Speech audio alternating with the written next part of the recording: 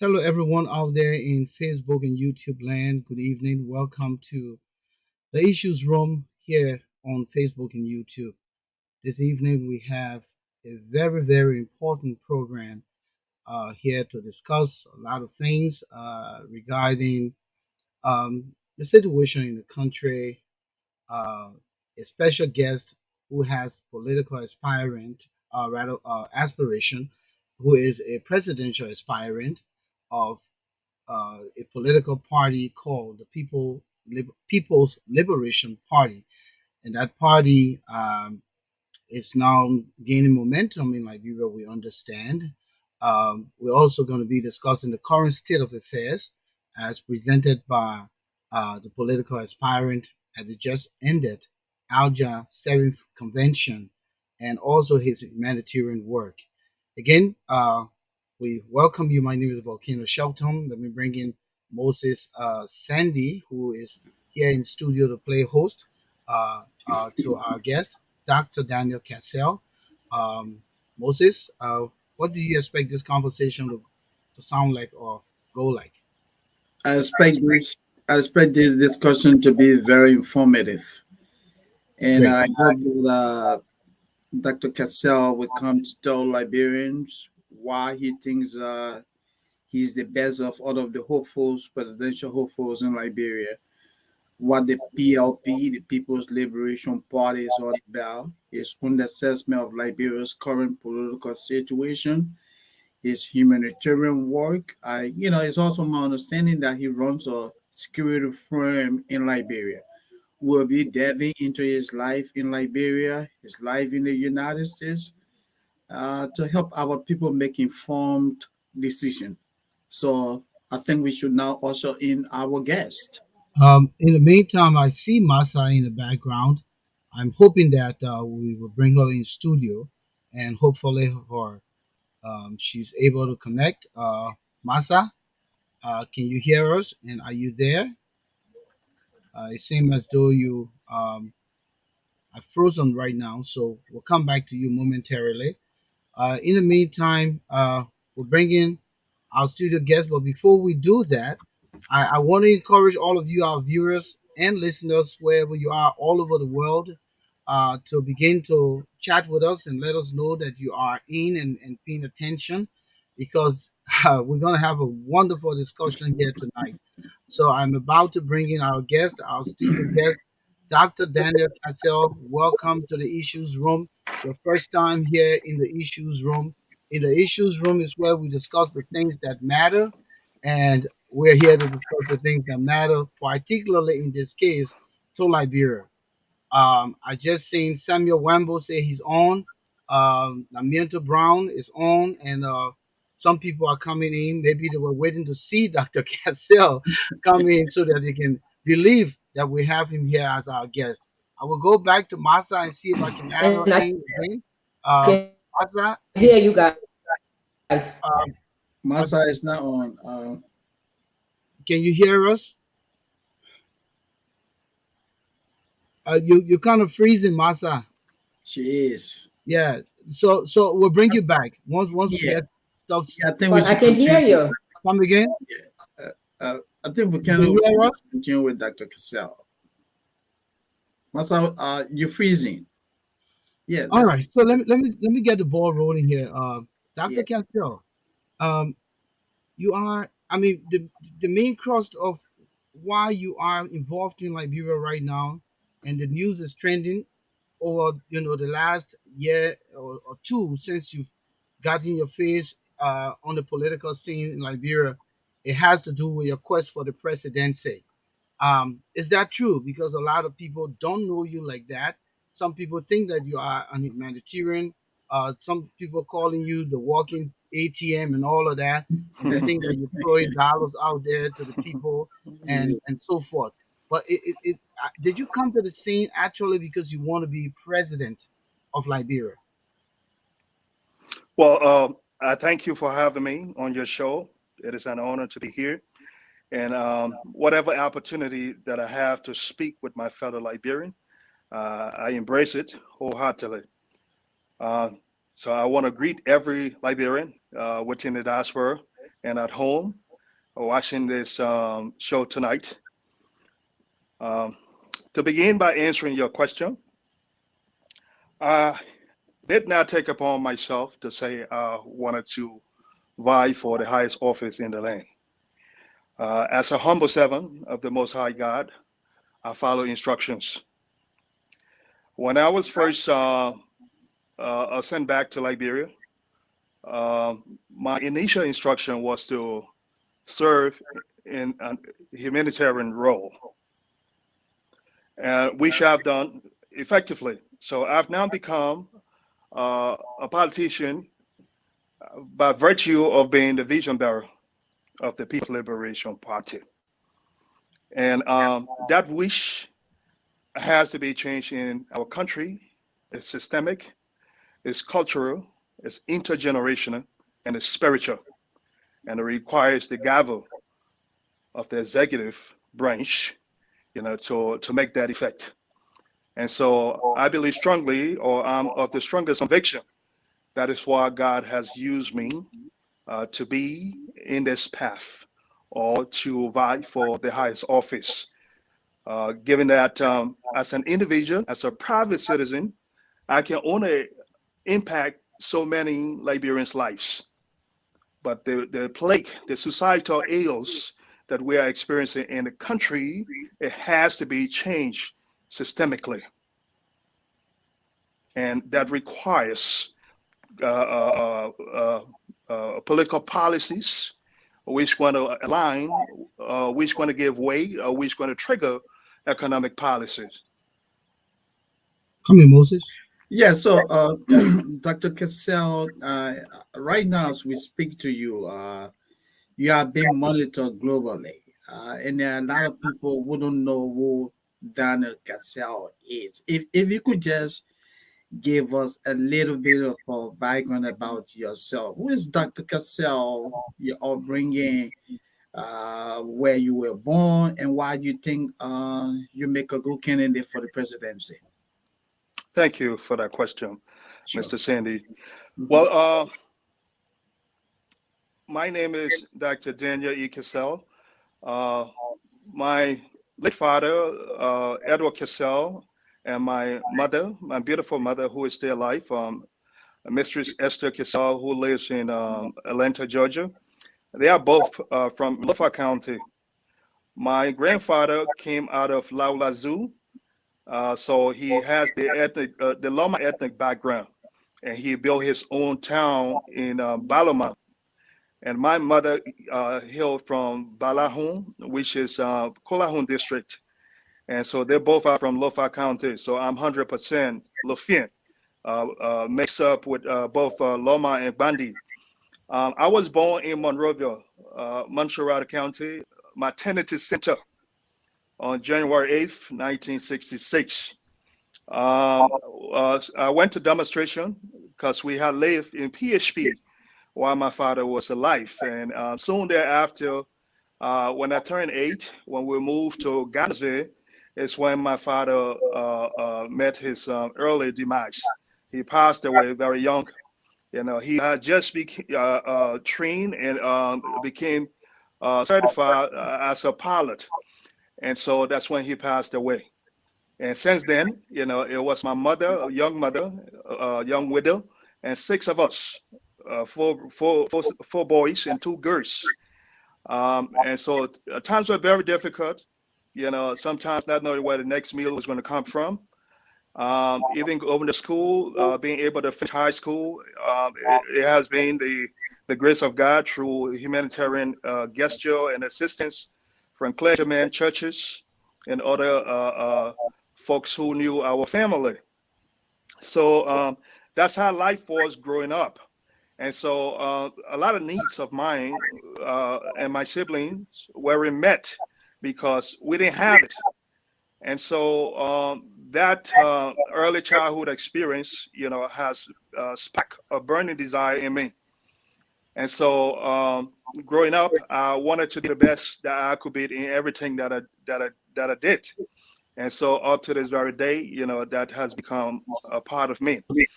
And so in that regard, I can relate to the human suffering that our people are going through.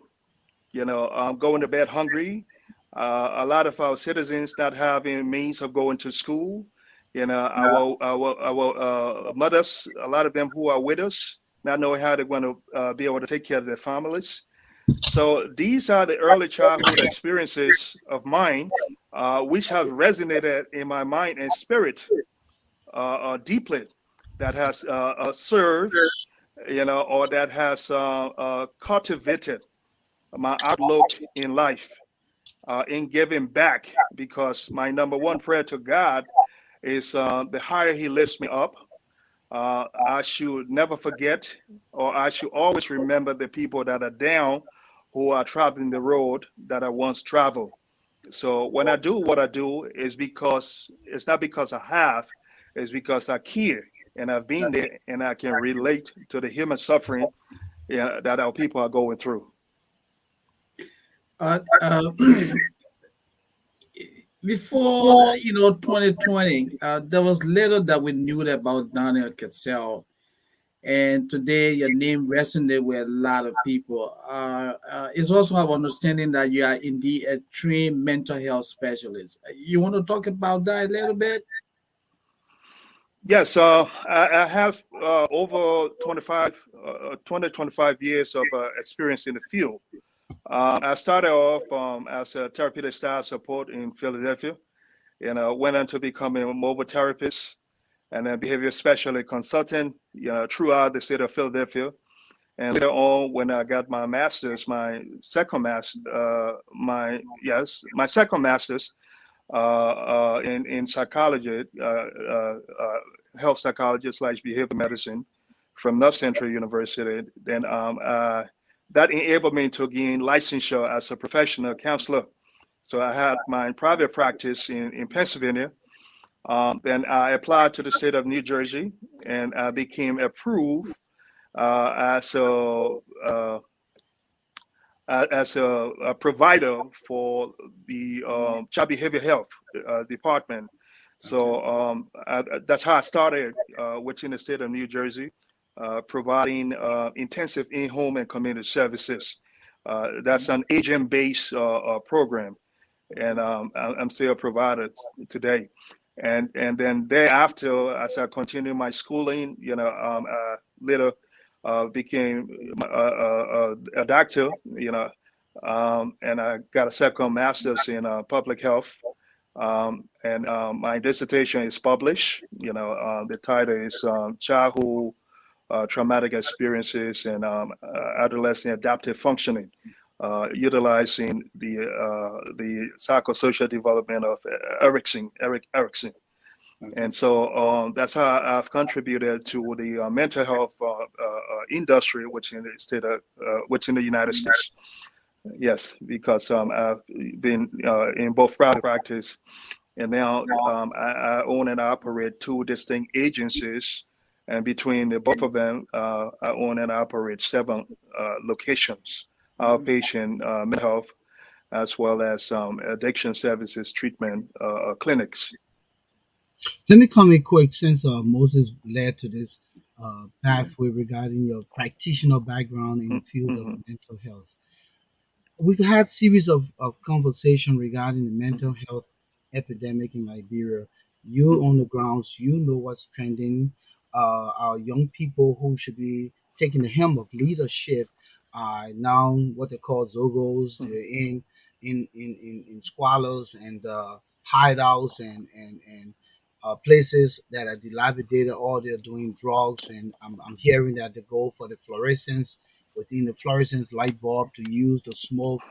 Some people go to take the marrow from the dead bodies because of the formaldehyde. So many things, and of course, some of them have come on, social media to speak with a lot of people. And one of the guys who I've spoken with extensively and who's covered these guys is uh, Kwame Opal Weeks. He is the director general of the Liberian News Agency, and he's have had this situation dear to his heart.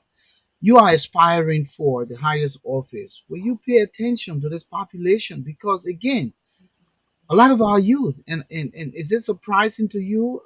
Do you know about what trending in Liberia regarding the young people and the continued use of substance that leading now into mental health serious issue in the country? Oh, yes, I'm pretty abreast to it. About 6 years ago, when I first went back, going on 7 years, when I first went back to Liberia, I engaged the previous administration because I visited the psychiatric hospital in on Dupa Road in Cinco there. And I engaged the only psychiatrist that was in town at the time. And also, he coordinated some communication with the director at JFK because I think that psychiatric center falls under JFK.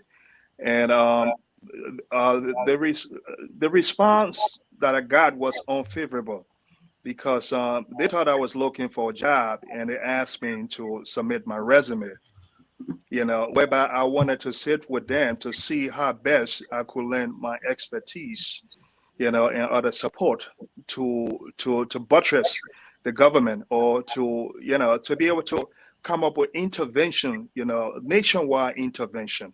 Right. So that's how that fell on deaf ears.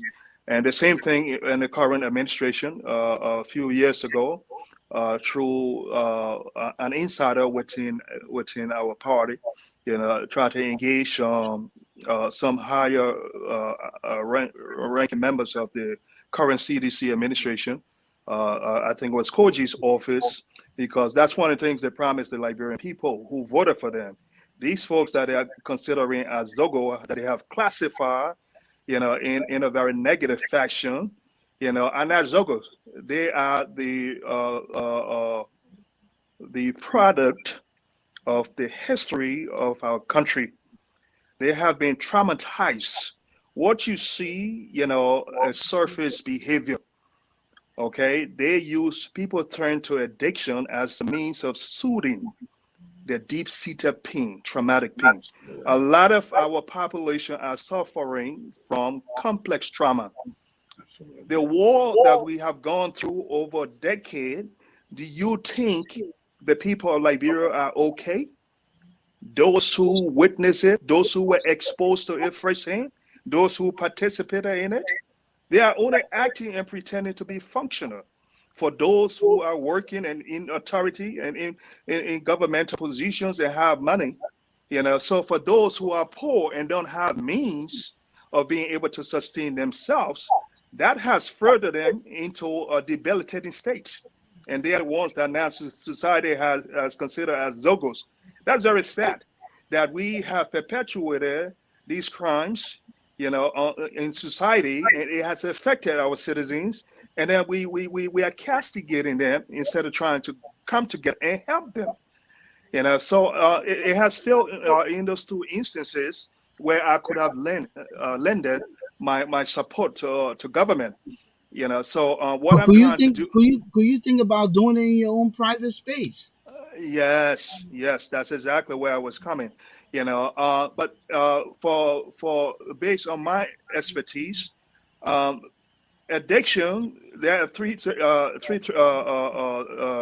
dunks that we consider of addiction: people, places, and things. Things, yeah. So when people who the addicts that are in the inner city, I could have easily purchased a building and turn it into an outpatient clinic in the inner city.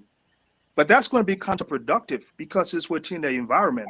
By the time they go to and learn didactic lecture, psychoeducation, group counseling, by the time they come out, they're going to learn those things because the trigger is right there in the environment. So I'm thinking about the best alternative or the best intervention that will lead to therapeutic growth is inpatient, away from that environment where it's going to be therapeutically conducive for them. And that takes time. It's one of those long impact projects that I'm undertaking. Okay. Some projects I'm currently being undertaking are short impact project, and others are long impact. Remember, I'm a private citizen, and I'm doing the best that I can within my capacity.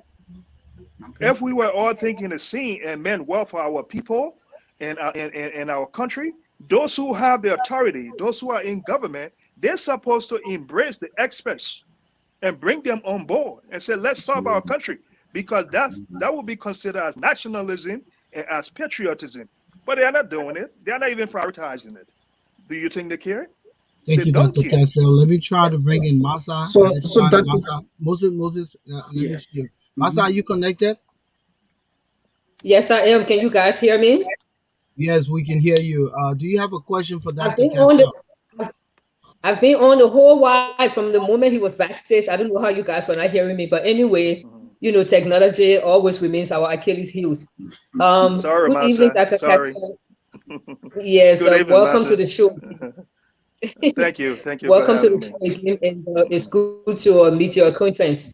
Um, I have a couple of questions, but I will ask one question at a time because Okay. you're here with us for an hour and a half, so we have enough time to dialogue some of these things that are germane to the survival of our country, and some of which, for some of those reasons, you've now put your hat in the race. Recent, I would like to know your perspective on what is happening in the country with all these murders that are taking place. Um, I was born in Liberia and lived there a long time, and since I've been in the United States, I've been back and forth. This is the first time we have had the issue of ritualistic killing before in the past, but I would say, and I stand to be corrected, that this is the first time I've seen what beginning to turn a pandemic. It's a pandemic with every day, the communities, the different communities are reporting or bodies, people stumble upon bodies, especially women and children. And imagine Montserrat County seems to be the epic center of these murders that are taking place. So imagine what is really happening in the other counties that are not accessible to us. It's alarming. You being an aspirant for the presidency of Liberia, I would like to know, one, how do you feel about all these murders that are taking place? Two, do you think that the current administration is doing enough or anything at all to address the situation? And three, what will you do as president of the Republic of Liberia to rectify this situation? Thank you. Right. Let me start by answering your first, the first line of question to your threefold question. How do I feel about what's happening now? The wave of ritualistic killing that's going on. Obviously, it breaks my heart to see my fellow Liberian, who I have come to rescue, to see them being slaughtered on a regular basis. And I don't see any strong voice coming from the executive level condemning this and even setting up a task force to investigate and prosecute. So our people are being helpless. If the person who they consider as the father of the country has been complacent, has been silent on these killings that are going on, what do you expect them to think? How do you expect them to feel? They're going to feel a deep sense of hopelessness.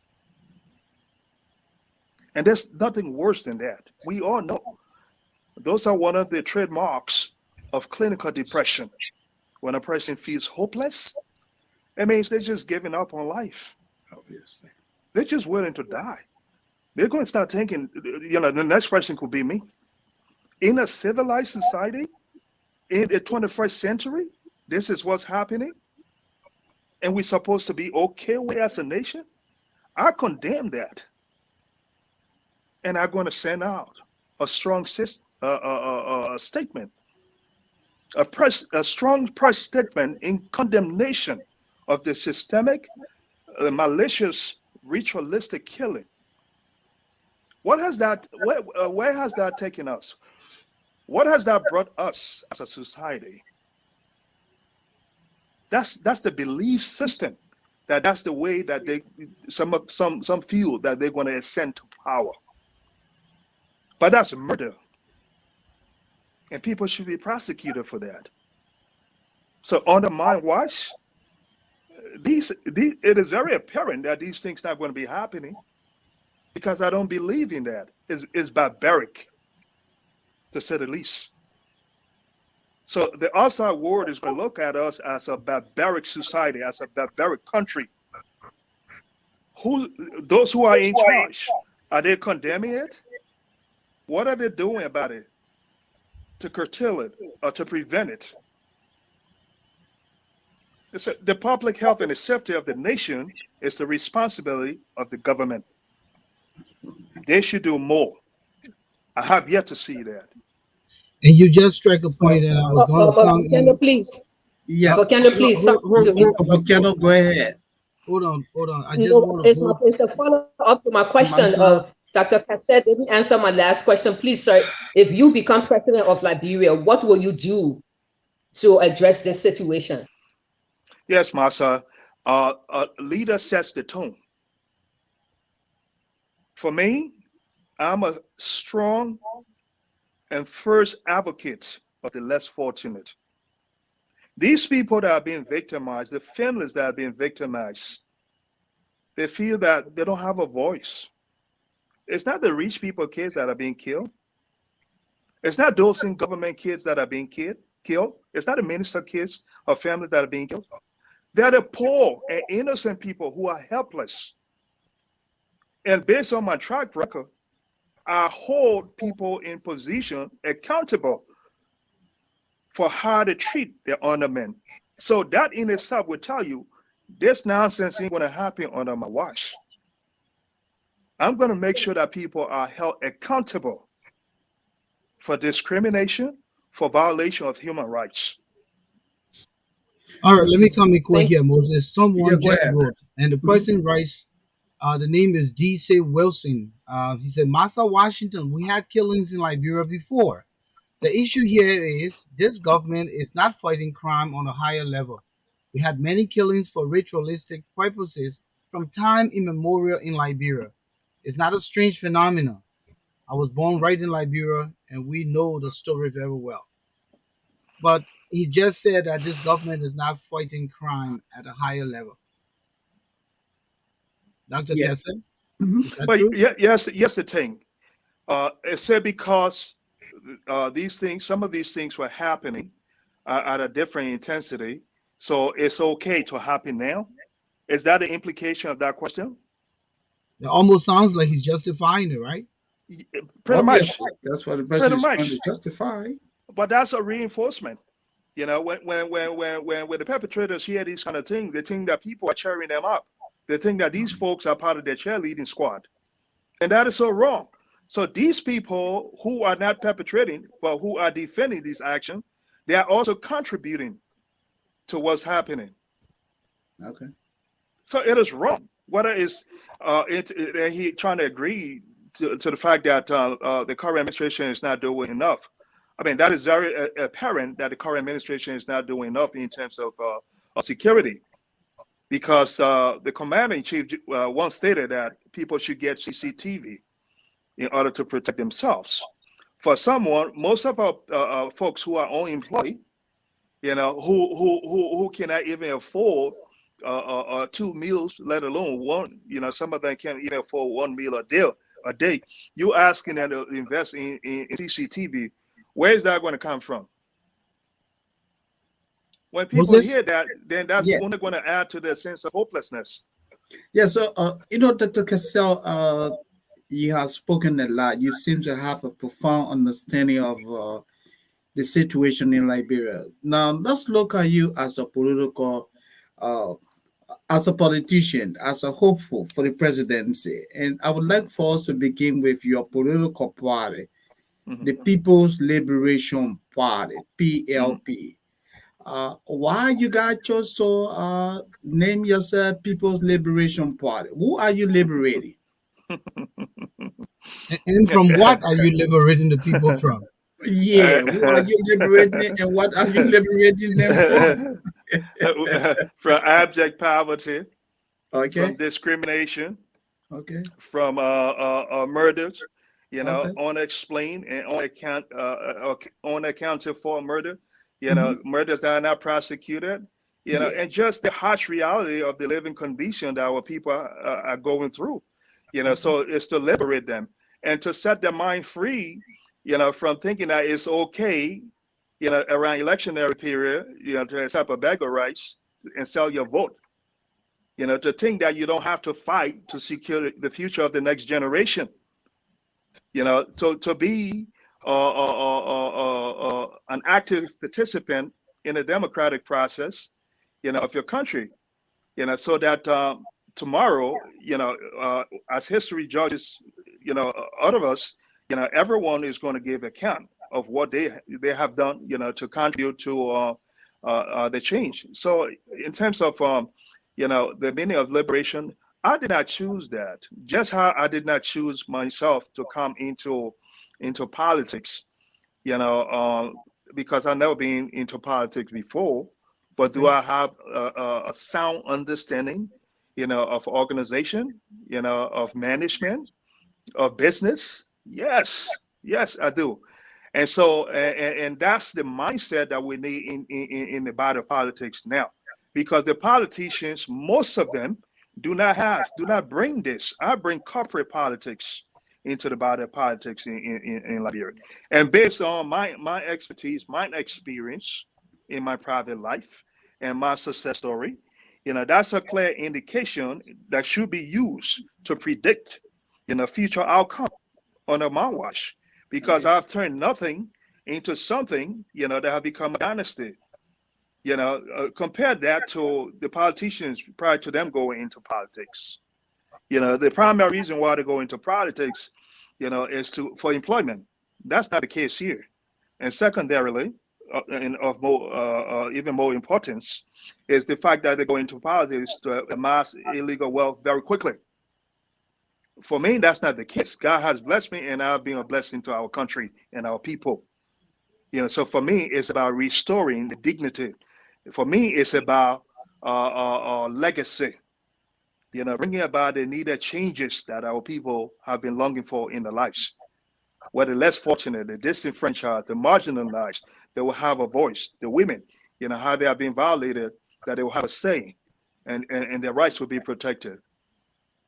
Yes. Massa, To let me follow give up. you a chance to come. Moses, let Massa come in quick Yeah. because I want Mhm. to play an excerpt from his speech at the Alja 7th Convention, and Okay. that will bring us closer to some of the very pertinent things he talked about, and that Okay. will help to refresh his memory. So, Massa, a quick question, please, and we'll continue. So thank you for kind of Dr. Cassell. Mm-hmm. You you just mentioned corporate politics. You mentioned introducing or bringing in corporate politics into Liberian politicking. Just for the sake of our people, so that people understand exactly what you are all about, can you just very briefly describe corporate politics and how it fits into the Liberian scenario? Certainly, corporate politics in terms of running organization, in terms of management, in terms of administrative and leadership style, in terms of balancing the books, in terms of profit margin, mm? in terms of career development, investing in human capital. Those are things that are needed. And that is going to serve our country very well, because under my watch, I'm going to make a compelling case to both the legislate to the legislators, about policies that's going to stimulate economic growth. Because I know about business, I've been a successful business person, and I know how business people think. I know about those incentives that are going to attract multi-million foreign businesses. So those are the experiences, those are the expertise that I'm talking about. Okay. All right. Thank you, sir. Okay, so let me go. Let me see if I can do this, Dr. Cassell. You were just with us the other day Mm-hmm. at the Alja convention, and you did speak about the role of the press, and that if the press is not working well to tell the truth, Liberia is doomed. Do you remember that? Yes, I do. Okay, so let me see if I can get to that. Um, Bring that in. It will be helpful to see if we can get you right there. And here you are. Can you guys almost see him? Yeah, we do. All right. In honoring this Can you occasion, hear him? Yes. the opportunity Yeah. holds itself for us to do a sober reflection on the significantly critical role the Liberian media must play in ensuring that our dear homeland Liberia is reproducing on a much desired trajectory of good governance, rule of law, civil liberties, stability, peace, and tranquility. With profound gratitude, I would like to thank the National Administration of the Association of Liberian Journalists in America, ALJA, for the extraordinary privilege that you like to me as your conventional speaker, a task I don't bring any less and pledge to perform with humanity and honor.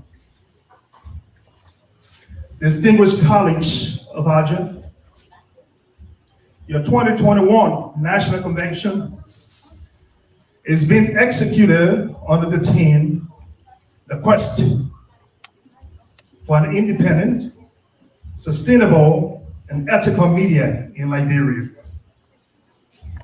What a theme, so meticulously, perfectly, critically, and timely chosen. As Liberians yearn for good governance, fiscal probity, rule of law, and the independence of the judiciary, effective and efficient political representation at the level of the legislature, socioeconomic empowerment of the masses, political stability of our statehood, press freedom, and other basic human rights, democratic values, free, fair, and credible elections, peace and stability.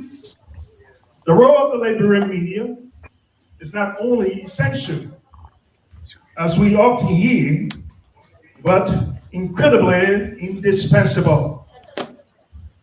But this characterization, I'm essentially and consciously submitting that without an independent, sustainable, and ethical media, Liberia is doomed.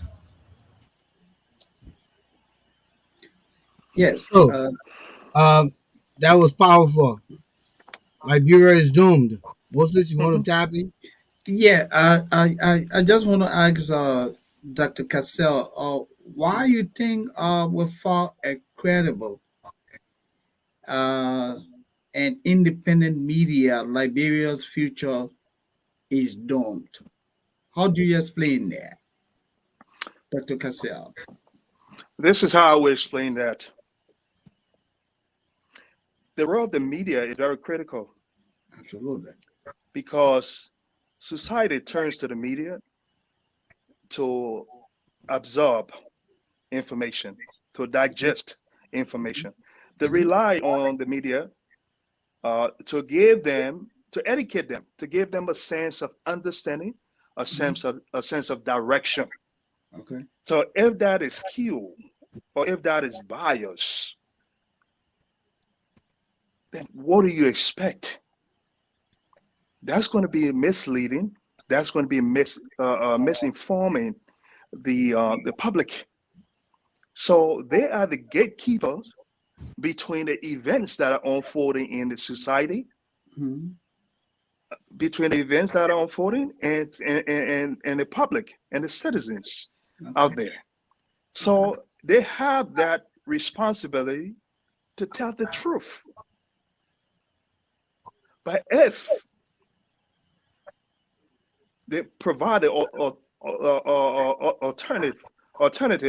or alternate facts or alternate truth, as some call it, then they are going to be contributing to misleading the public.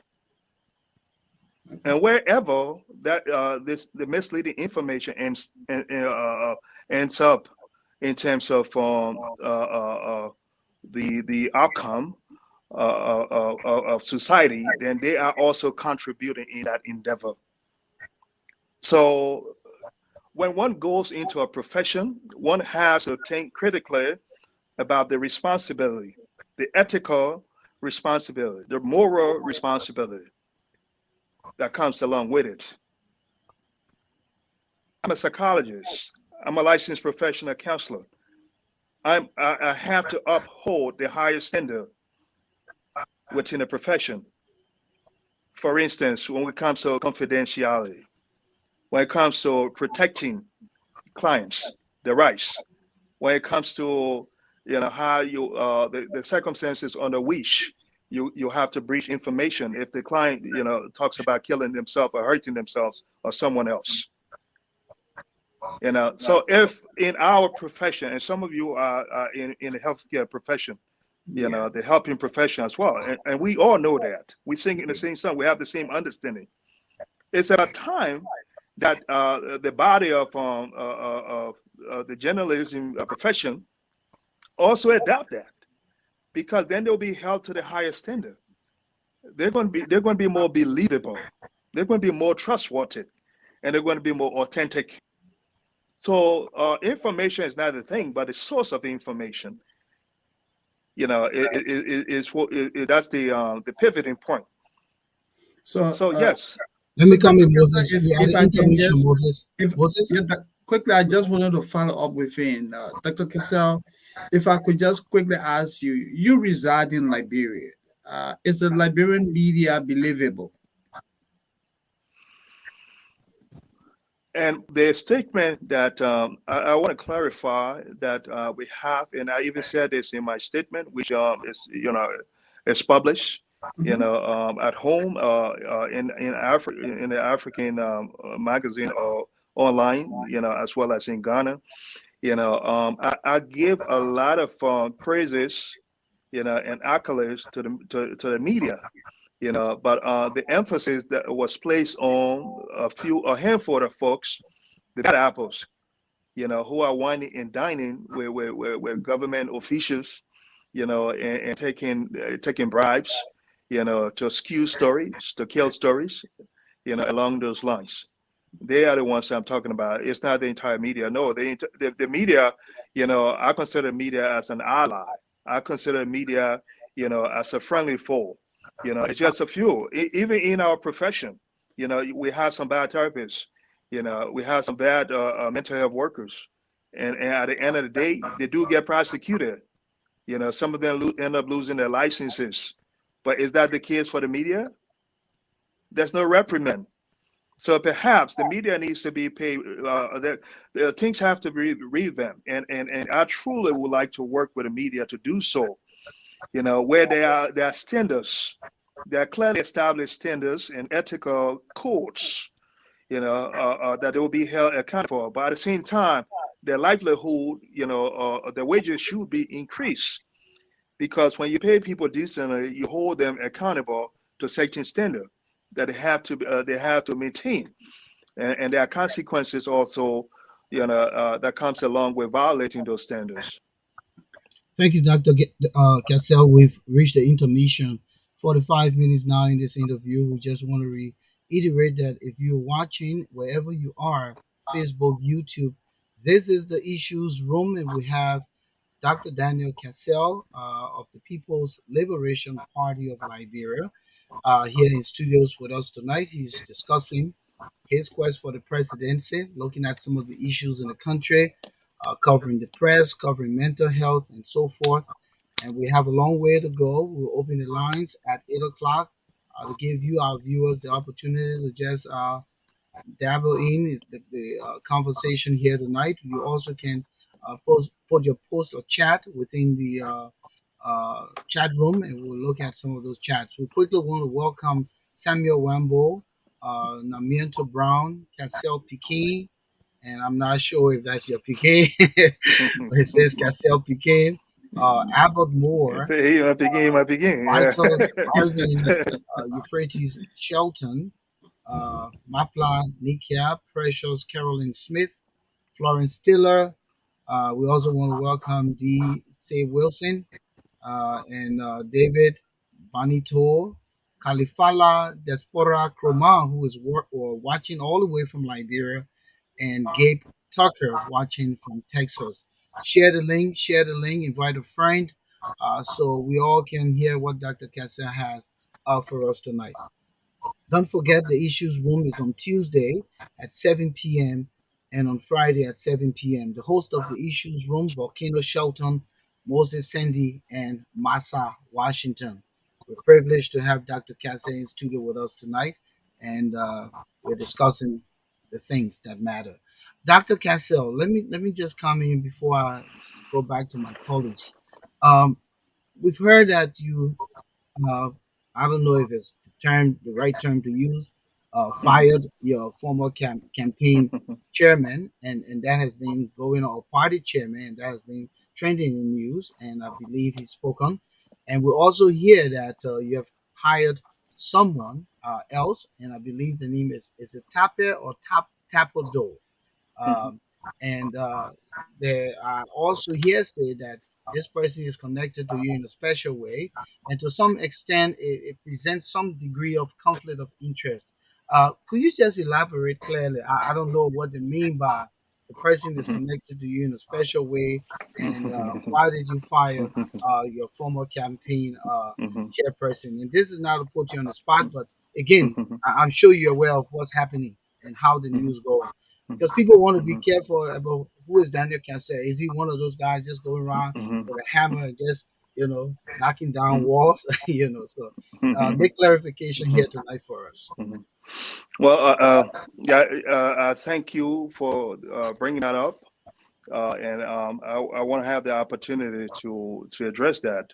Thank you. I don't mind at all. Thank you very much. If I was going around with a hammer, breaking down walls, then yeah, then I don't think I'll be where I'm at today, because even in my corporate life, it's employee driven. It's based on consensus that we make decisions. And if I haven't done that in my corporate life, I don't see why I would do that in politics. There's some individual, or the individuals that we are talking about. They were initially dismissed and later expelled from our party by consensus. The GPC, the organizing body of our party, consists of 12 executive members, and 8 out of the 12 voted to dismiss this individual. So that's majority. That has nothing to do with me. When complaints get brought, and they were dismissed for violating the constitutional rights of people under them.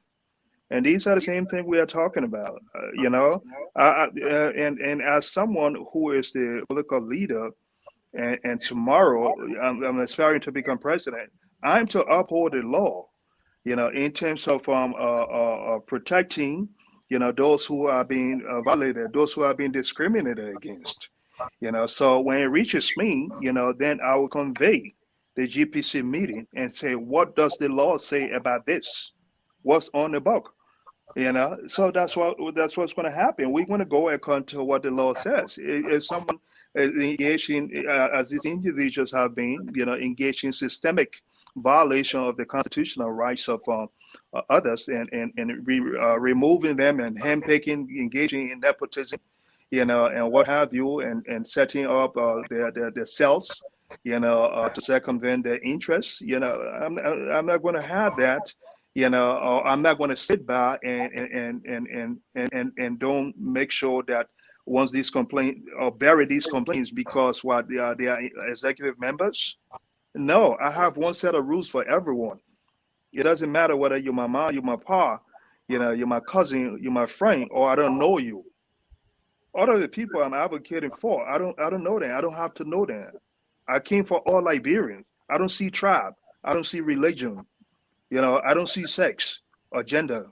I don't see none of those things. Whatever the rules is, whatever the law is, it has to be upheld. If people don't want to uphold the law, then why is there a law? In the absence of law, there's anarchy. And that's exactly what's happening now with all the ritualistic killing, with this public safety concerns that we have in our country. Where's the law? Who's upholding the law? So that the issue about Tapa Doe has been the organizing chair. He gave up that position for the past chair who just got dismissed, and he was the VP for administration. So based on Ascension clause, automatically he steps into that role. And that's exactly what happens. And because I'm married to his beautiful sister, so it means that if he violates something, I'm going to side with him. Is that the notion here? No. People who know me, they know I'm a straight shooter. Not because he, and that's a separation here. There's no conflict of interest. It's not like this a government job and he's being paid and then he's in a position and he's doing things. No, we all are being upheld by standards. We have the Constitution, and the code of conduct that we all that governs us as partisans, as executive members. So anyone violates those code of conduct or Constitution, it doesn't matter who it is. So I fire people who have been part of our party, who somehow related to me. And as long as the complaint got brought forth and it got investigated and it got confirmed, that they violated these things, the consequences is what it is. It applies to everyone. All right, come in, Massa. Okay. Massa, are you there?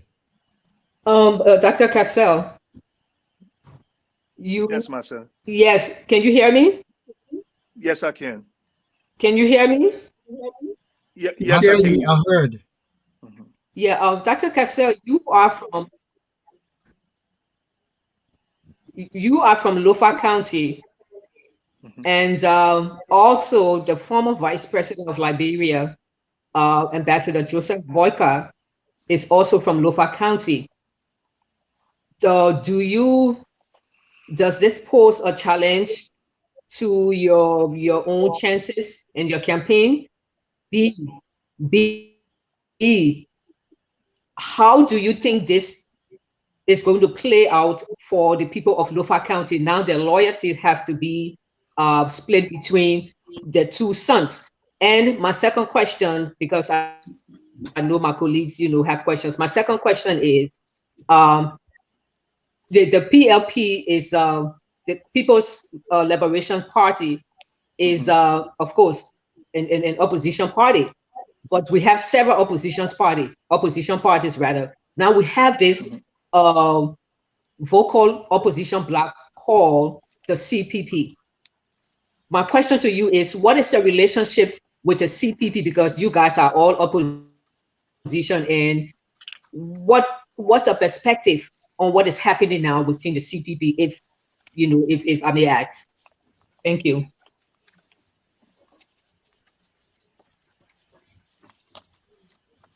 Okay. Question? Yes. Let me start by answering the very first question about Honorable Walker and I being from the same county, and so what do I think about that? Well, I respect Honorable Walker. Traditionally he's considered an uncle of mine. But when it comes to vying for the highest office, when it comes to the Liberian people, the Lofians evaluating us, that will be left with them.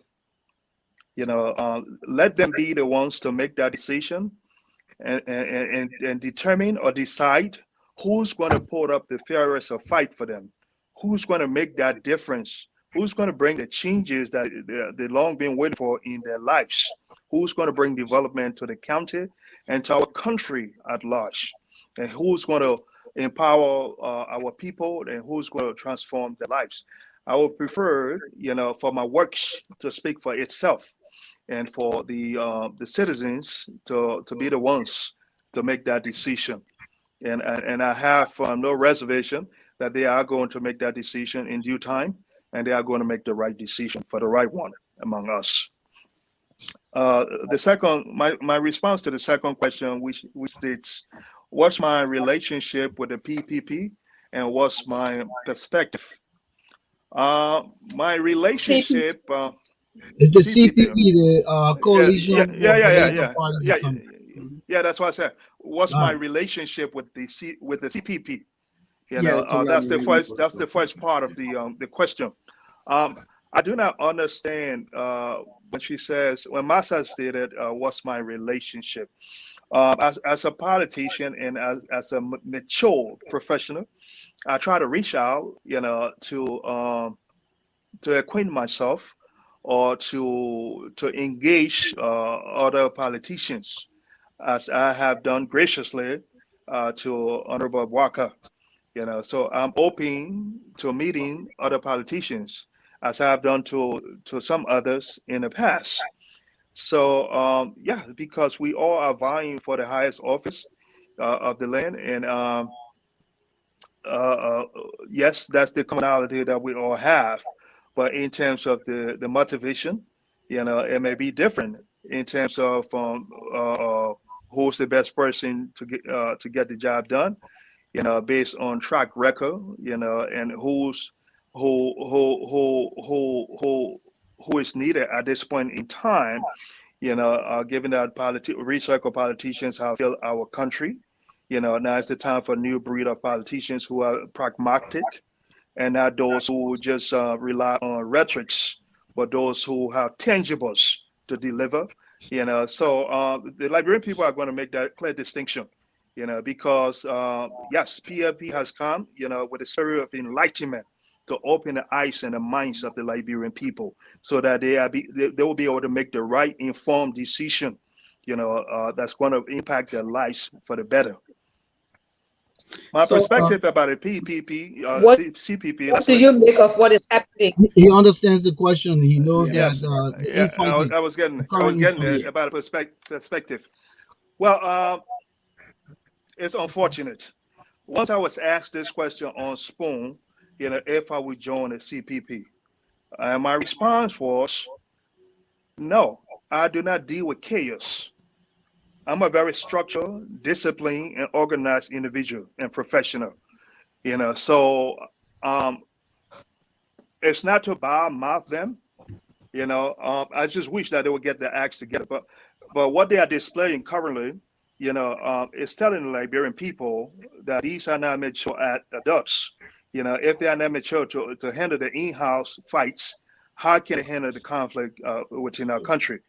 The tribal conflicts, and the different conflicts between different groups of folk, the religious conflicts and what have you, the land disputes and all of those things. If they cannot bring people together, in one accord, amongst themselves, and they've been together for I don't know how many months now,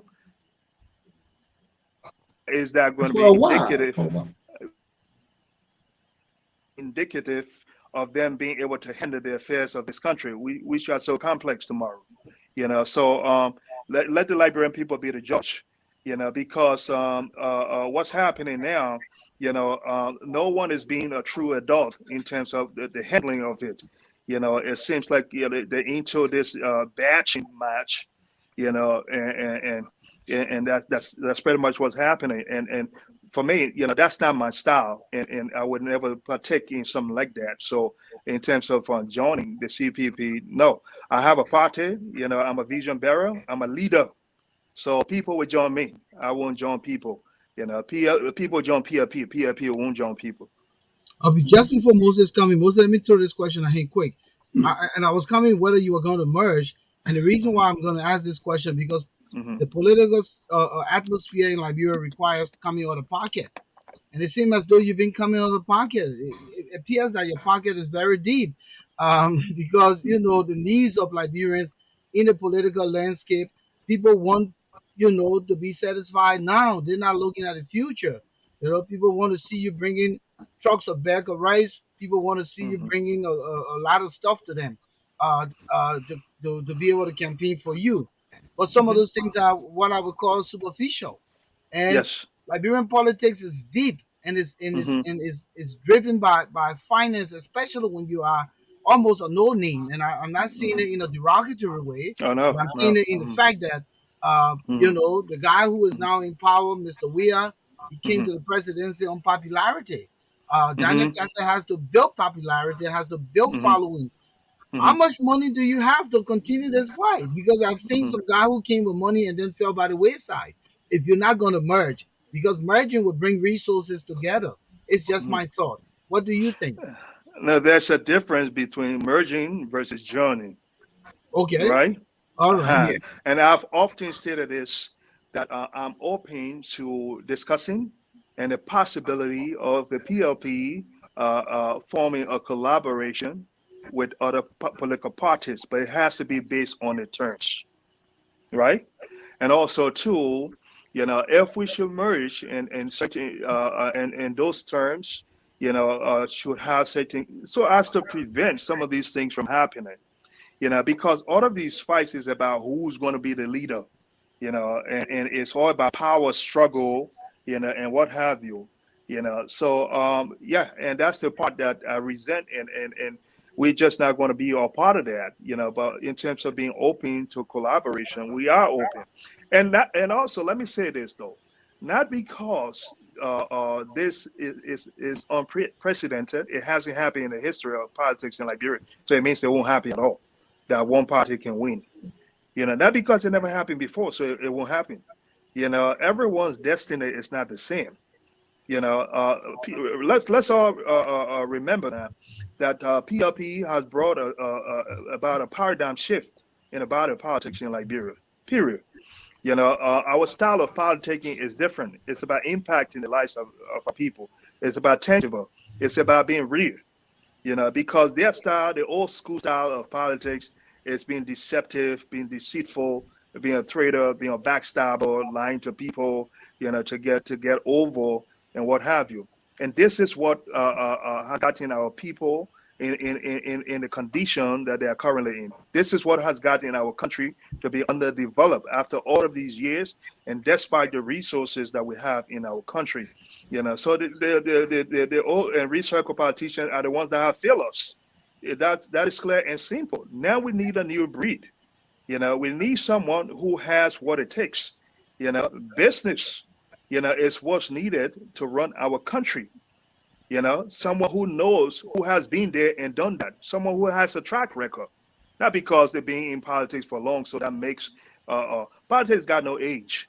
Not because someone has been in politics for long. So it means what? They have that magic wand, and they have the solution. What have they done? What have they contributed? What bill have they passed that have impacted our people? Those are the questions we need to wake up and start asking. Moses, just before you come in, let me just our callers, you can now call. The number is 484-292-4397, 484-292-4397 to engage Dr. Cassell here tonight. Also, you can throw in your chats in the room and we'll discuss some of those pointers that you're putting in there. Come in, Moses. Yeah, so Dr. Cassell, now let's discuss the current political situation in Liberia, with particular focus on the Weah administration. How will you assess the performance of the Weah administration in the areas of health, education, fighting corruption, and delivering the goods to our people? How is the performance of Mr. Weah and his team? Some questions are the answer to some questions are very apparent, and so when it comes to things that are affecting the lives of our people, it can be felt and it can be seen. Not only by a single individual, but by it's a shared understanding within society. Some people are vocal to voice it out, where others, cannot phantom the courage to do so. In my opinion, the we-led government has failed to keep. The we-led government has failed to keep its pledge to take radical shift away from the bad and morass past. In terms of corruption, rampant corruption, institutionalization. These are all things. Institutionalization of rampant corruption, has been seen, in the current administration. People. I don't see people truly being prosecuted. There's massive stealing going on across the wide spectrum of governmental sectors. There's in terms of partnership. There's nepotism, tribalism, patronage, sycophancy remains rift in government. And these are contrary to what President Weah, promised the Liberian people, that they were going to be in charge of their own economy. We all heard that speech, and we all are seeing what's happening now. Are these things in alignment with what he said, or they are a sharp contradiction, or sharp contrast to what he said? He had Lebanese and Indians in charge of the country's economy by granting millions of dollars worth for roads and building contracts to them without, which are in blatant violation of the PPCC laws and regulations, because they have violated competitive bidding and standards. So these Thank are you. ways. Yes.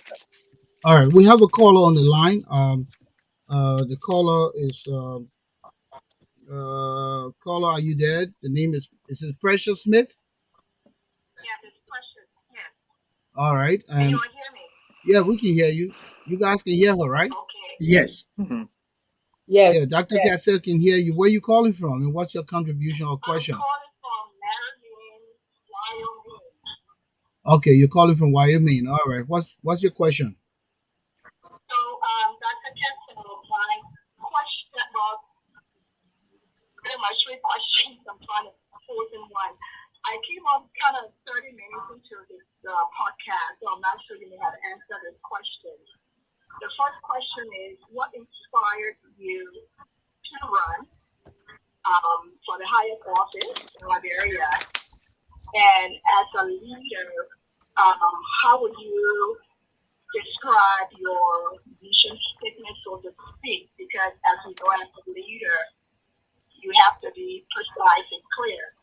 If you were to give us synopsis of who you are and what your party represents, just in like one word or few words, how would you describe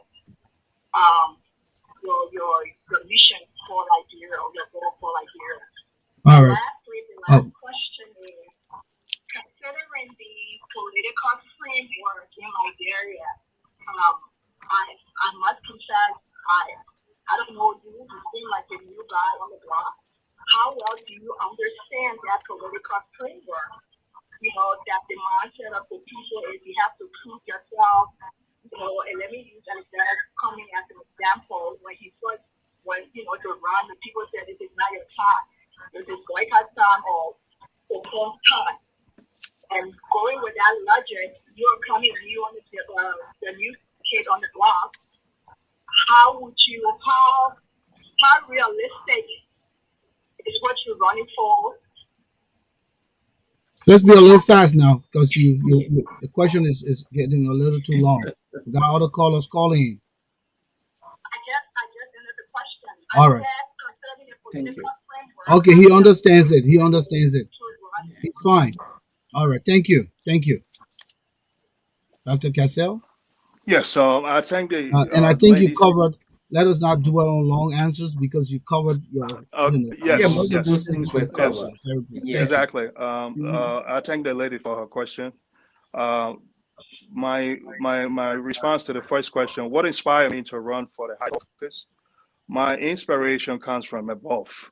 It has been divinely. I have been divinely inspired. I have been divinely instructed. To save my people, to make a difference in the lives of my people, and to contribute to the development of my country. That's where I get my inspiration from. I couldn't sit back in my comfort zone, me and my family, and seeing my countrymen and women suffer on a daily basis, and to see our country go to its demise, lose its credibility in the international world, and just to see it going into ruin and into a debilitated state. So based on those things, I've been inspired divinely. My mission and vision for the people of Liberia.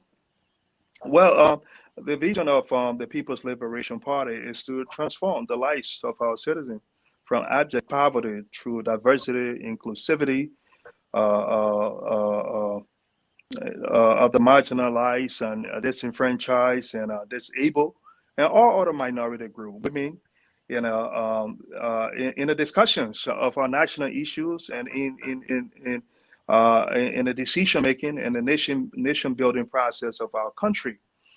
And so we have to fight to ensure, good governance system that considers the importance of our less fortunate citizens, fair distribution of national wealth, sincerity and integrity of public officials, and to make public and social services available, affordable, and accessible for our people.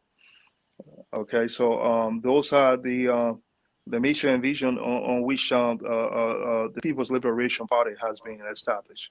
How realistic, is my quest, for the highest office based on the mindset of some people who would think that because I'm the new kid on the block, so I should wait in line.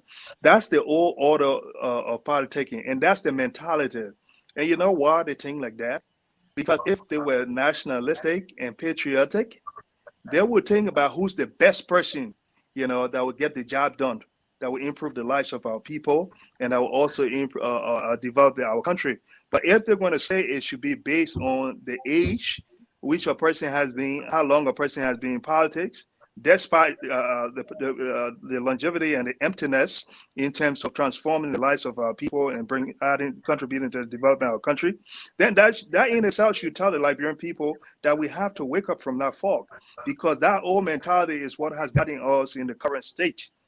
Okay, the highest office of the land should be occupied by the brightest and the best.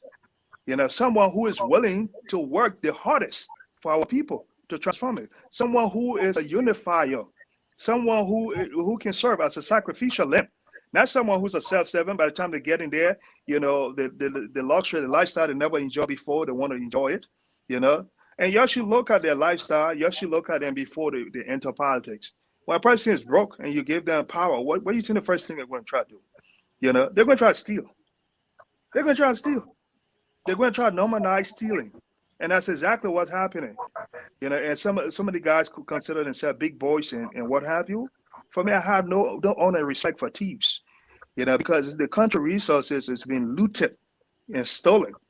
So that mindset, the Liberian people, I'm of the strongest conviction that they are gaining enlightenment. They are learning the truth, and the truth is going to set them free. Not because somebody being around in politics for 20, 40 years, so it means that they're the best person to handle the affairs of the country, And some politicians who been in government positions before, they just occupy a position. You have policies in place that they just implemented. What difference? What meaningful contribution have they brought? Somebody who's coming with innovation, conviction, and who is well connected and who knows how to get a job done based on experience. It's what our country needs at this time. Going to dates, and we have to crucify the old order of politics in Liberia. Thank you, Dr. Cassell. We have a caller on the line here. Caller, what's your name? Where you calling from? My name is Captain Albert Moore. Okay, welcome. What's your contribution? Yeah, my question is to Dr. Cassell. First of all, I would commend him. I commend him for his vision and his steadfastness going to a country where first thing you see national security is at a high rate. We all know going to Liberia, your security depends on yourself. I commend him for that. As a friend and brother, I know for a while. But again, knowing how politics is very dirty in Liberia, Dr. Cassell. Being in national security, I'm hearing a lot of in-house from the so-called politicians that claim to be the veteran politician. In questioning your status, they are saying they're waiting on you to establish because they know that you're one of the most organized party, you're one of the most organized political head right now. Seeing most especially the CPP in Syria disarray, the whole of you is your status. They believe that you're an American citizen and you would not, I mean, at the point our time of campaigning, that's why they're going to backstab you. What's your take on this? Thank you, Abba. Thank you. Dr. Cassell, are The you way an I would American citizen? the way I would answer that question is for the same group of folks who's going to be bringing that up to go and ask President Weah what is his nationality, what's his citizen status of America and France, and go also back to Ellen Johnson and ask her what's her citizenship in America and Liberia, and then come back and ask me that question. But Thank look, you. Thank you. Moses coming. if I could just piggyback on that, I'm sure you are someone who believe in the rule of law, right, Dr. Cassell? Yes, I am. Okay, if you believe in the rule of law, don't you think it would make a lot of sense if you could tell our audience this evening, who are you in terms of citizenship? Where do you stand? What do you mean? What did I stand? Are you a naturalized U.S. citizen or you are? I know you are a natural born Liberian, but I'm a natural born Liberian. That's all that yes. matters. In terms of gaining, in terms of whether I'm a citizen of the United States, and if that should be a qualifier, I'll send you back to that question. Go and ask Judge Weah. Go and ask him about his French citizenship. Go and ask him about American citizenship. Go back and ask Ellen Johnson about American citizenship. Then after they answer that publicly, then you come back and ask me. So are you implying, Dr. Cassell, that if Ellen Johnson Sirleaf, hypothetically, if Ellen Johnson Sirleaf broke the law, or George Weah broke the law of the citizenship, you would do similar thing? Is that No, what you it's think not. about No, this no, evening? no, no, no, no. That's the wrong implication. I Okay. only said a question was asked about citizenship. Yes. Making an issue about citizenship to someone who's a born Liberian. Yeah. My neighbors Yeah. were buried in Liberia. Just like any one of you who were born in Liberia. And that's all that matters. So I say, if you're going to ask this question, then it shouldn't be cherry picking. Then everybody should be asked the same question. Why you want me to ask a question that it's only a select few like myself being asked that question instead of asking everybody else who has ever been to America? Thank you. Massa? That's a form of discrimination. Okay, before you come in, Massa, let's take this caller quick. Hello, caller. Are you there? What's your name? Where are you calling from? I'm calling from Texas. This is Gabe Tucker.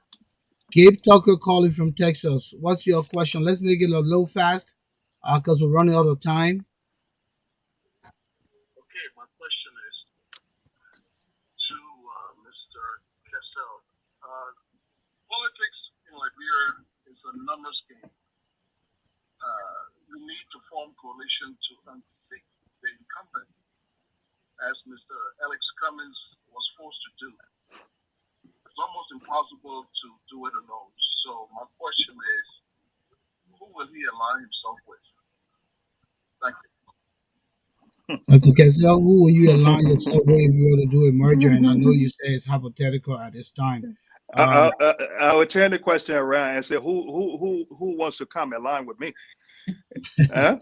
Yeah, that's how we answer that question. Because Okay.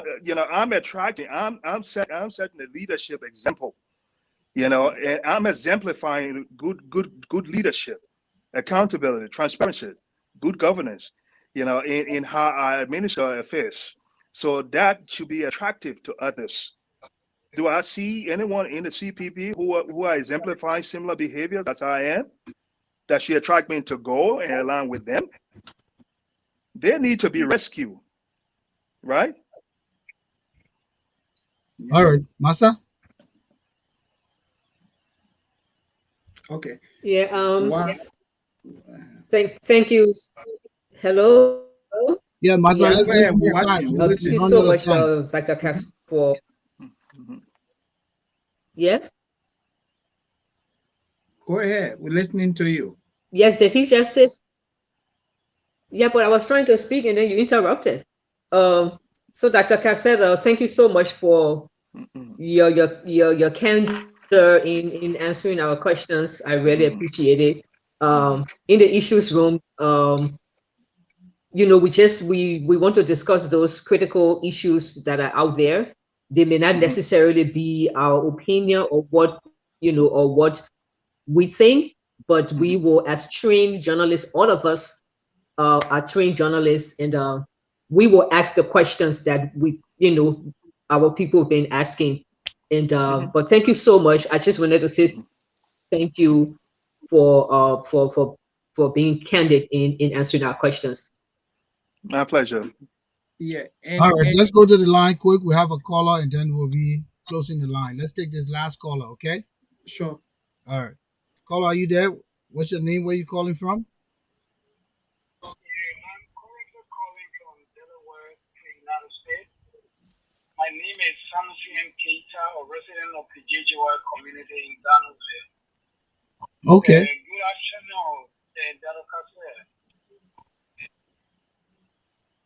What's your I question? listened to the honorable man is video Kinley. To be honest with you, we don't have that much record on Dr. Cassell working in national government or a record of being doing well in the private sector in Liberia.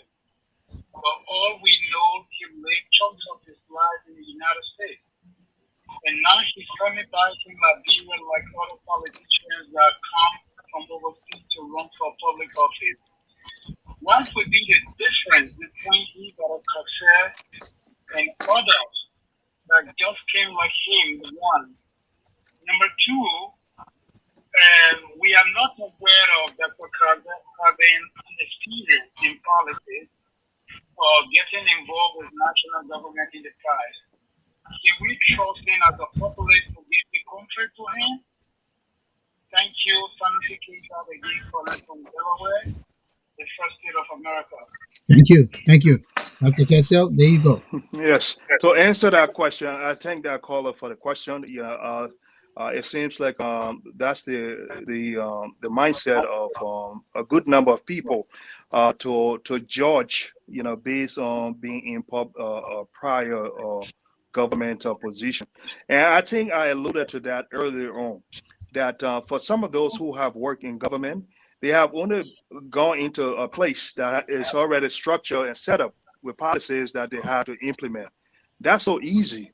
But if you come from the outside and you've come from a corporate background, like myself, who brings corporate politics into the body politics in Liberia, I'm coming knowing, first thing, assessing all these different governmental sectors in terms of their performance. Because we have a lot of policies on the books, but in terms of the implementation of them, we don't have it. So for folks who have worked in public sectors, who they think, a good number of our citizens think that they should be that should be the qualifier for them to be next to king. What have they done? What have they done? Just so the qualifier should just be you working in government? Eh? I don't see that, because people who have worked in government, they cannot tell you how they have impacted the lives of our people. They just went there, whatever they needed to do to enrich themselves. Let's look at the record. Compare the record with my record.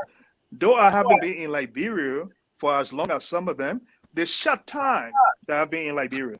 Look at the tangibles.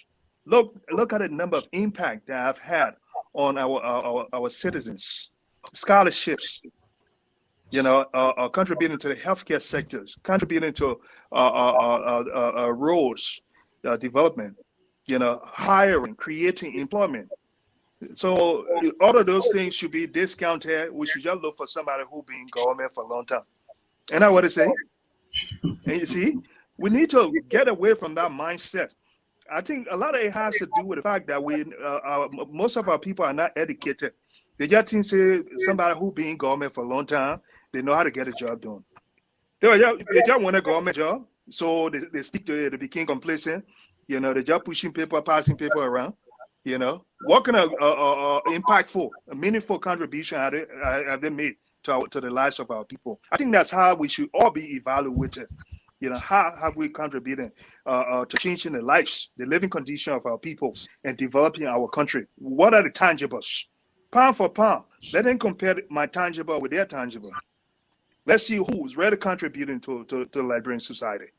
And let that be a predictor. How do you predict future behavior? It's based on history of the past. So how do you know that if the Liberian people entrust me with the resources or the power of the country tomorrow, the the resources are going to be equally distributed, amongst our people, based on what God has blessed me with in my life and how I'm sharing that, being a blessing to the Liberian people. That's how. Because I want to see lives improve. For me, it's about legacy. It's not about coming for employment, government job. You're trying to compare me with the other people who just want a government job and they live off of government. With a government job, they're nothing. When they leave government job, in few months, you see them, they're walking counting level. When you see them, you can't even make them up again. That guy used to be a minister. That guy used to be in the Senate. You can't even believe it. Yeah, that kind of man won't compare me to. So you go back home, right? I beg you, man. You go back home, right? Listen, Moses, Massa, I think this conversation is palpable, so I think we should extend our broadcast tonight. At least for the first time. Is there a consensus? Yes, I do agree. Extended. Excuse me for kind of extended by how much more? How many more minutes? I'm talking 15 minutes more. 15 minutes more. Okay. So hold on, Moses. That's good. I'm game. This is an opportunity for them to engage. You're coming, Moses. Okay. Let the callers have fun tonight with Dr. Cassell. Maybe he's going to brother. So let's see. The caller there. Caller, what's your name? Where you calling from? Yes, good evening to the guests and to those on the dais. I am Sia, aka No Ashtray. Dr. Cassell, elections create paradoxes. Will you extend voting rights to Liberian citizens residing abroad? The second question is, who will you carry as VP and what qualities do you seek in such a person? Thanks. All right, so Dr. Cassell, if you were president, will you pass, legislation through the legislature to make Liberians abroad have voting rights? And if you're going to select a vice president, who would that be, and what qualities are you looking for in that person? Those are two excellent questions. Voting rights to Liberians in the diaspora. There are Liberians who were born in Liberia, and I think they do have meaningful contributions to give to our country, and without the folks in the diaspora, our economy wouldn't be in existence. So they have contributed and they continue to contribute immensely to the economy of our country, and the entire GDP. So when it comes to them exercising their constitutional rights, I think I do not have the ultimate say in it, or decision to make. But I would definitely, based on the consensus of the Liberians in the diaspora, to introduce that bill, on the floor, so that it be voted upon. and that would be my support for it, to introduce it, because I think it's the constitutional rights of Liberians who were born in Liberia. Other countries have dual citizenship. I'm more concerned about what a person can contribute to the development of our country and to impacting the lives of our people than whether they have a dual citizenship or not. Some of the folks who are against these things, they have a problem with self-confidence, because they feel that when some of the folks from the diaspora go and try to compete with them who are on the ground, that the folks from the diaspora will have more advantage, than them. So they are doing this as a way of gatekeeping or excluding. It's a form of exclusion criteria that they have set amongst themselves. But it's about time that these things are considered. In a lot of developed countries, including America here, they are dual citizenship. Yes, and these are things that contribute to economic growth and development of the country. So I would my support, because I cannot unilaterally make a decision on that, but my support will be to introduce that on the floor. Vice President, and who are you looking for? I'm looking for someone who is going to fight, who has similar values, similar views, who is convicted similarly in fighting for the Liberian people. Someone who is going to join me in fighting for the improvement of the lives of the Liberian people, and who is going to be also solution oriented and development oriented as myself. Someone who's going to advocate, for the rights of the less fortunate. Someone who is going to identify with the marginalized and disenfranchised. Because can two walk together if they don't agree? I want someone who is equally convicted as myself. Who not coming into this for government job or government money, but who wants to make a difference. Because if it was for money, then I shouldn't even be doing this. Because what God had blessed me with, a lot of politicians in their lifetime, they pray to even get a fraction of it. And most of them men who right now I can be boarding, that's still stealing, they've been stealing to get to where they are, and they won't put a respect in, Yeah, so there's no respect among thieves in my book, or where I'm come from, So so it has to be someone who believes in and who has integrity, someone who has who is governed by accountability, transparency, good governance, someone who's going to represent that which is at the core value of not only myself but also the political party. Dr. Cassell, very good. This conversation, I don't want it to just be tailored in. I don't want it to just be tailored in studio, because a lot of people are trying to engage you here tonight, and it's important. Someone by the name of Gabe Tucker is asking, "What is your take on the War and Economic Crimes Court that been called for?" Could you just be brief, sir, so we can go back to Moses and Massa? Yeah, the War Crimes Court, from my understanding, it has been presented to the legislature, but it haven't for ratification, but it haven't done so yet. And so the question becomes, why haven't they rectified it, for passage? So that's the first thing that needs to be looked into. So that is the consensus of the Liberian people. So in terms of being the leader of the Liberian people, I think their voices have to be heard. And when we talk about democracy and doing things that's right in the best interest of the Liberian people, then these are steps that we need to take to ensure, to demonstrate clearly that we really mean, a well for the Liberian people, and we want to be able to hold people accountable. So the rectification has to be made on the on the bill, on the recommendation of the TRC, so that the passage goes through, and that's where things are now, and Thank you. so it needs to be assessed. Thank you, Massa. Mhm. That caller just asked my question. Mhm. Dr. Cassell, you stated that you decided to contest the presidency of Liberia because you were inspired by God. My question here is, should we be concerned about you being quote unquote inspired by God?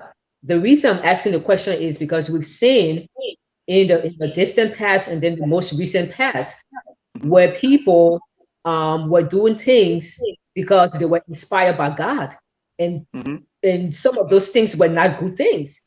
Like Mhm. for example, there was a presidential aspirant who reason for not endorsing anybody in the second round was that he was inspired by God. He was told by prophets that he should have been president, and to even though he didn't make the runner, so to endorse any of the two candidates who made a runoff will be going against that prophecy. And then Mhm. also, it may be a little bit of an extreme example, but it is still an example. Also, you have people, someone like Prince Johnson, who was actually presiding over the slaughtering of Samuel Doe, and he was evoking God. You know, God was telling him to do these things. He was playing God music, and in fact, he had a big picture of Jesus Christ right behind him. So should we be concerned when especially our politicians come out and say they are doing things because they are inspired by God? Of course, we should all be concerned. But the pivoting point here is, you know, when when someone comes in the name of God, and for me, I have been a blessing to imams, to prophets, to and prophetesses, to pastors, to bishops.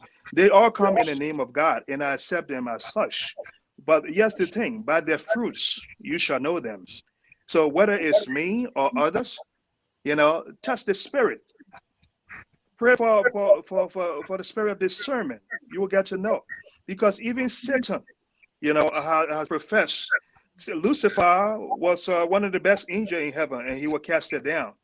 And he's the same one that's trying to trick people, into deception and doing those things that's going to lead them into hell. So I cannot speak about those other people, but what I can do is to speak about me. I cannot knock them down. I cannot castigate them. But, I mean, what I usually tell people, I'm not trying to convince my fellow Liberian. I'm trying to do what's within my capacity. What I ask people to do is to pray and let God reveal to them. Because when God reveals to people, it's more powerful than anything else. Yes, I'm a spiritual person. I love the Lord very dearly, and I exemplify that in my relationship with my fellow men and women.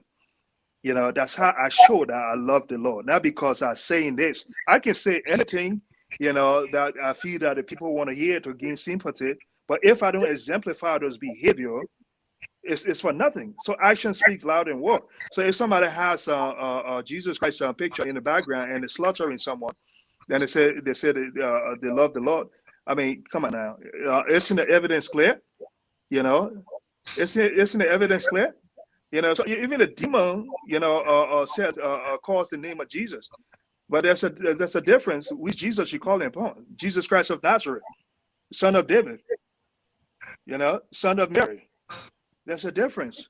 Thank So you. we all are now under the same spirit, and I can Yes, guarantee you yes. that. Thank you. Moses, Yes. I'm coming in. We got only 4 more minutes, so be brief with your question. That's the last question in studio, so Dr. Cassell can give the final word and we'll wrap this up. Okay?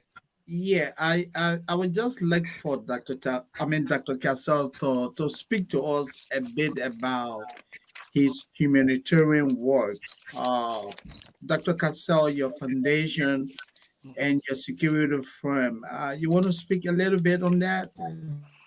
Certainly, certainly.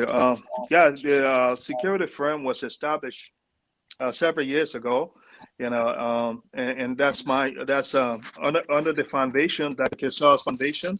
Mm-hmm. In addition to that, I own and operate a 650-acre farmland because as part of the PLP's political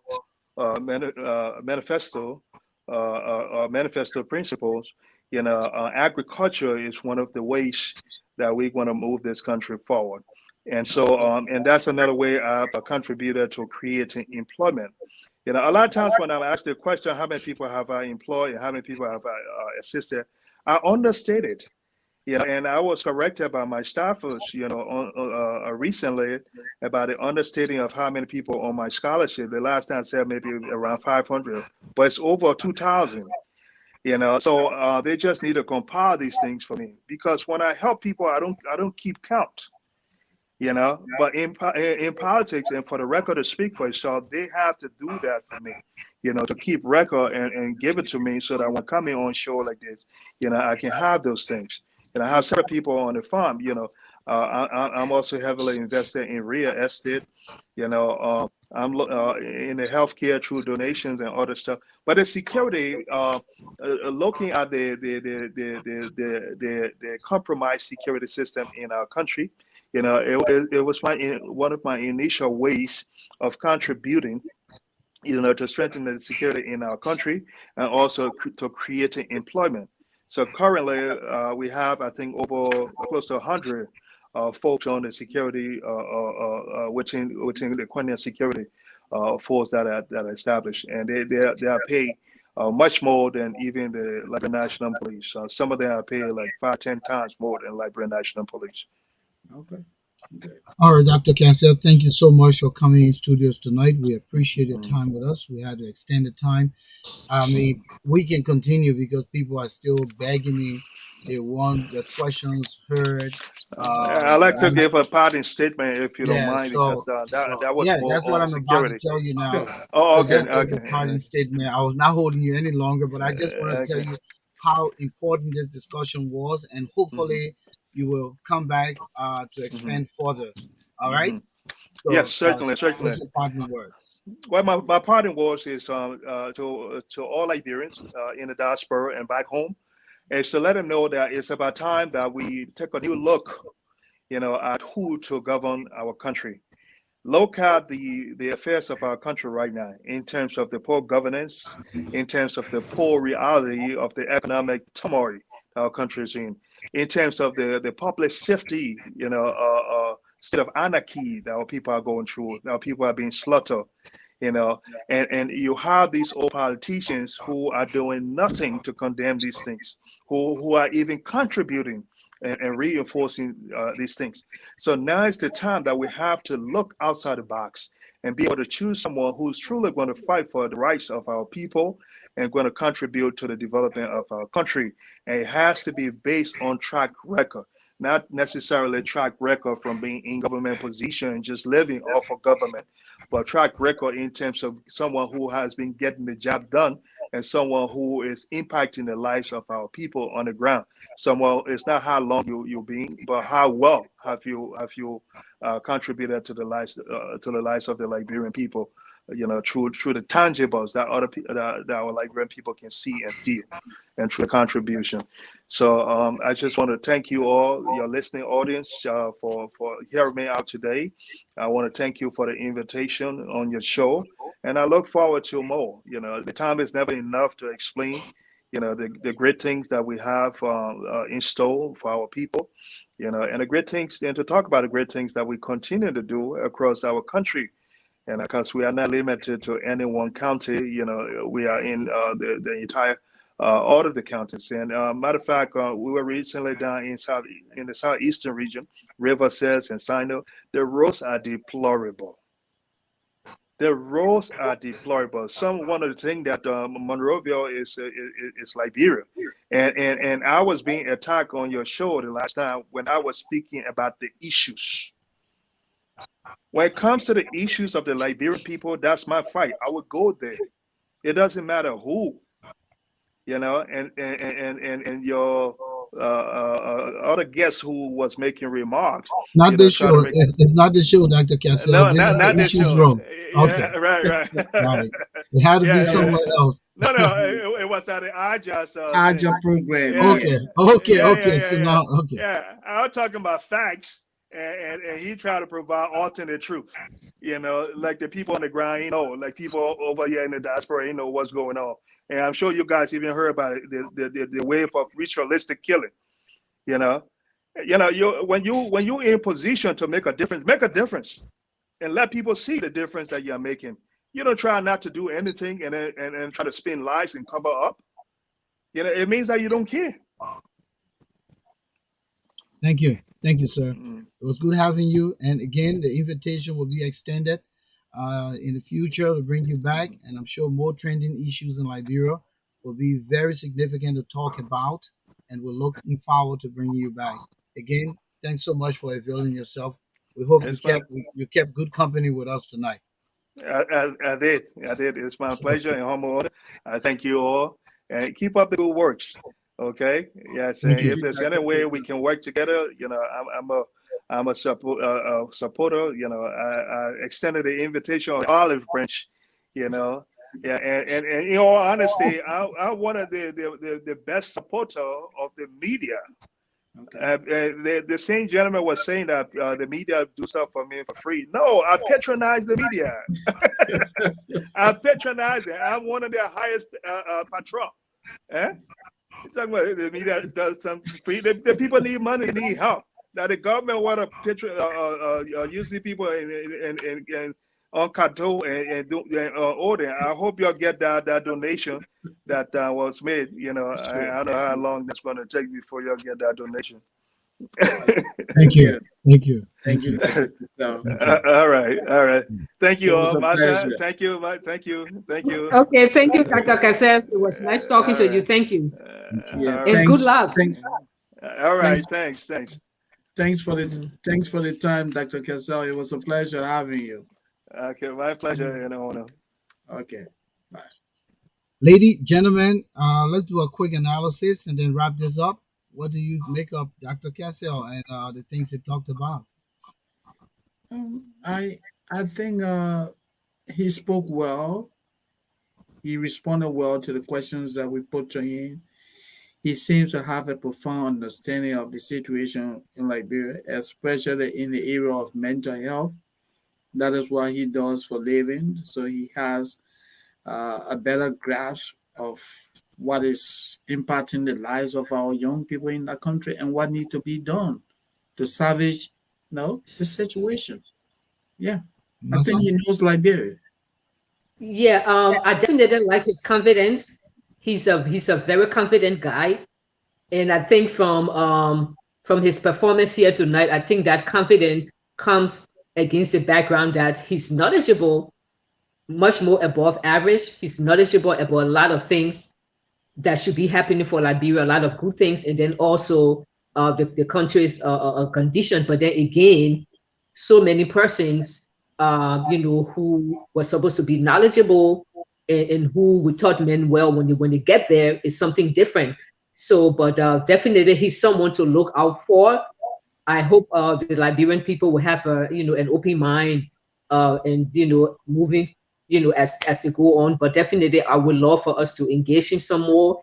There are some other issues that I think it would be good to get his perspective on. So definitely, it was a very good discussion, I think. And I think you're right, Massa, because I'm looking here in the chat room. There's a lot of things that we can draw questions from if we bring him back, and not piggyback on tonight, but just start from the fresh and take off from many of these questions. Because in fact, Sia asked about what will he do about gay legislation. Again, that's an issue of diversity. Liberia was trending in that direction, so I don't know how far he would be able to make that happen. Another person, Thomas Awaji, was talking about he shouldn't compare tangibles, but he should be discussing the economy and security and education and infrastructure and corruption. I think he covered those things. He did. Almost came in very late. Someone said that he came across very arrogant and that could hurt him. But again, people have their own opinion. Yeah. Someone said when the elections were held in the second round, the CPP and the CDC, who will he support? He's made his position clear. He will look forward to a merger, but not joining, because he tried to distinguish merging and joining a political party. So we don't know where he would throw his support. That is yet to come. And just a lot. So I thought this discussion tonight kind of address some of the concerns that people have about him and those people who don't know. And Yeah, again, we want to make this very clear that we're open to any politician, any presidential aspirant, even the incumbent president, yeah, President Weir, to come on the show and let's talk. Let's talk about Liberia. Let's talk about the issues that matter. Let's talk about all of the things that are happening. Whether the government spokesman, Ledger Hureni, if he wants to call us up and let's talk, So we are open to all sides. And again, we'll treat everyone with the respect, with the regards, and we'll ask the questions, and we'll allow our callers to ask questions. We'll allow those in the chat room to post their questions, and we'll present the issues. absolutely. Thank you. Masa, thank you Absolutely. for coming Yes, in. thank you guys. And Moses, we'll catch up. Yeah, Um, sure. I think we should. Thank you. All right, folks. We just want to thank all of you for being there with us tonight. Again, as I said, the issues room, we come on Tuesdays and Friday, 7 p.m. to 8:30 p.m. But tonight we had to expand our broadcast a little bit because everyone wanted to call in, everyone wanted to engage Dr. Cassell, and there was a lot going on. And I thought that the discussion was very, intriguing, and it was fun. He covered a lot, regarding where we are in our body politics, where we are in terms of the current situations in the country, state of security, ritualistic killing, and all those things, the deprivation in the economy, how people are struggling, to make ends meet, and